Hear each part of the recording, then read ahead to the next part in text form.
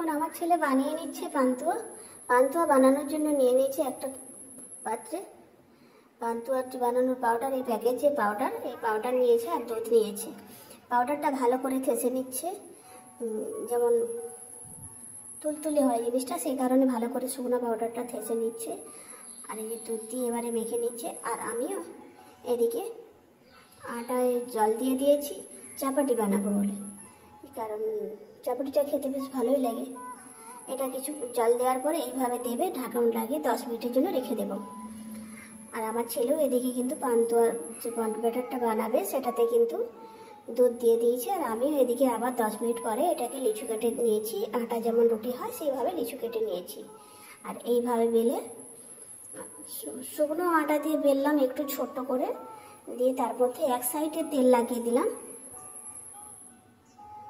চামচে করেও লাগাতে পারি, কি হাতে করে দিলে কি আবার যখন আটা করিতে আমি হাত দেবো, হাতটা চটচটা হয়ে যাবে, বাজে লাগবে, সেই কারণে চামচে করেই করলাম।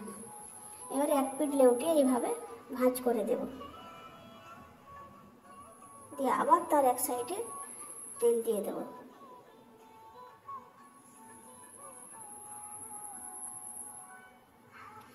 ওটা তাওয়ায় দিয়ে দিলাম। আবার একটা বানানোর জন্য প্রস্তুতি নিলাম, আবার এইভাবে তেল বলিয়ে এইভাবে ভাঁজ করে নিলাম, আবার এইভাবে ভাঁজ করে নিলাম।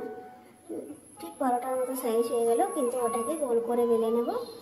আর তারপরে আবার এটাকে, যেটা তাওয়ায় ছিল ওটাকে উল্টে পাল্টিয়ে ভেজে নেব। আর নামাবার সময় কম করে তেল দিয়ে ওটাকে ভাঁজ করে নামিয়ে রেখে দেবো ভাঁজ করে।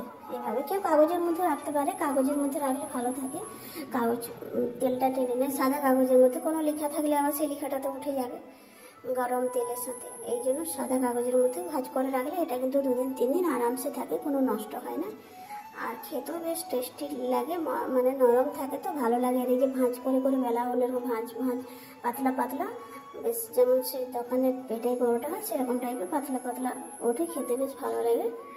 আর আমি তো বাইরে গেলেই চাপাটি বানিয়ে নিয়ে যাই, যেটা করে আমি 2 দিন যদি ট্রেনে কোনো খাবার না কিনি, তাহলে আমি কোনো আচার দিয়ে চাপাটি খেয়ে আমি রয়ে যেতে পারি, যেটাতে কোনো অপন হবে না, কারণ বেশি তেল দেওয়া নেই। সে কারণ এদিকে আমার ছেলে কড়াই তেল দিচ্ছে, আমি একে একে চাপাটিগুলো ভেজে নিচ্ছি। আর এটা কার কি ভালো লাগে জানি না, এটাতে কোনো কিছু মানে ময়ান থাকে না, বেশি তেলে ছাঁকতে হয় না। পরোটাটা কি হয়, বেশি তেলে না ছাঁকলে কিন্তু ফুলে না, ভালো লাগে না খেতে। এটা কিন্তু এরকম না। আবার এদিকে আমার ছেলে কড়ার তেল কিন্তু গরম হয়ে যাচ্ছে, সে কিন্তু একে একে যে পান্তুয়া করার জন্য যে এগুলো বানিয়েছিল সেগুলো কিন্তু একে একে দিয়ে দিল। আর এইভাবে আস্তে আস্তে কম গ্যাসে করে, স্লো করে এটাকে আস্তে আস্তে করে উল্টিয়ে পাল্টে ভেজে নিচ্ছে।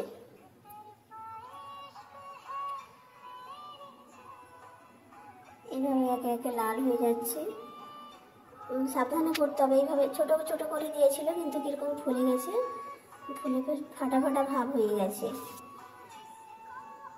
এক পাশে কিন্তু চিনি জল বসিয়ে দিয়েছে, আর এইভাবে কিন্তু পান্তুয়াগুলো কিন্তু ফুটছে তেলে। এই একে একে ভাজতে ভাজতে কত সুন্দর লাল হয়ে গেছে। এইভাবে তুলে নিলাম। এপাশে চিনি জলও গরম হয়ে আসছে, এর মধ্যে এলাচ দিয়ে দিয়েছে।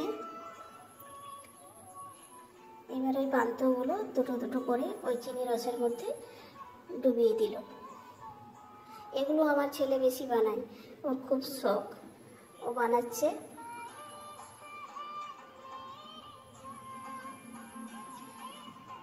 এইভাবে হিলিয়ে হিলিয়ে ওর মধ্যে ওই যে চিনি রসটাকে, যাতে ভিতরে পর্যন্ত কোনোভাবে মিষ্টি না লাগে এরকম যাতে না হয়, সেই জন্য কিন্তু হিলিয়ে চিনি রসটা ওর মধ্যে যাতে ভালো করে খিঁচে নিতে পারে, সেই কারণে হিলিয়ে দিচ্ছি। হয়ে গেল পান্তুয়া। আর এই আমার চাপাটি কত তুলতুলে হয়েছে।